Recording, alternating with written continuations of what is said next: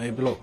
بسم الله الرحمن الرحيم. الحمد لله رب العالمين، والصلاة والسلام على أشرف المرسلين سيدنا محمد وعلى آله وصحبه أجمعين. أما بعد، caawa ay tahay 26 bishii afraad 2020 waxay ii soo gudbiyeen xildhibaan gaaraya 54 xildhibaan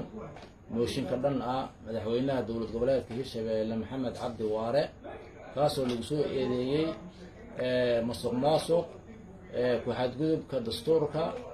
iyo maxay ahayd ku takfirada awoodda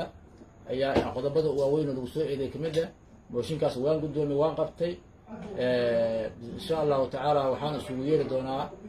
سدا وحرك وقواح اللبانة يسوق الدين أو يعني وتمام الموشين كان أولي هاي وحنا سوير دونا اللبانة سي أي واجب كذا دستوري وقتان وحنا مركا أنا أشياء ببلاش عالم كا ومدر هالشباب دولة الصوماليات إن هالشباب بربر قرط وصارت هاي مسؤولية وإسكالية هاي madaxweyne maxamed cabdi waare iyo madaxweyne ku-xigeenka marka Hirshabeelle waxaan leeyahay laga soo gaara musuqmaasuq ayaa hareeyay hantideeda ayaa la lunsaday maxay ahayd amnigeeda ayaa faraha ka baxay siyaasadeeda ayaa faraha ka baxday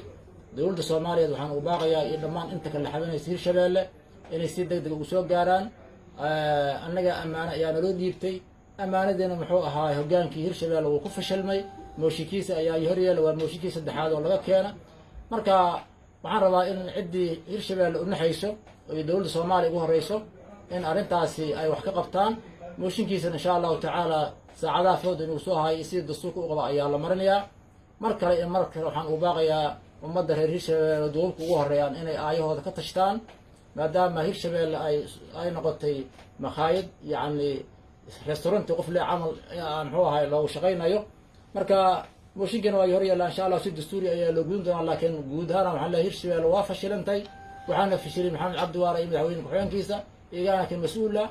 tigrafalkii uu xumaay ayaa ka dhacay madaxweynaha jamhuuriyadda iyo ra'iisul wasaaraha iyo dhammaan xubnaha ka soo jeeda Hirshabeelle dowladda ugu jira waxaan u sheegayaa in Hirshabeelle in loo kala yaaca ay muxuu ahay qadku saaran tahay waa mahadsantiin wassalaamu calaykum waraxmatullaahi wabarakaatuh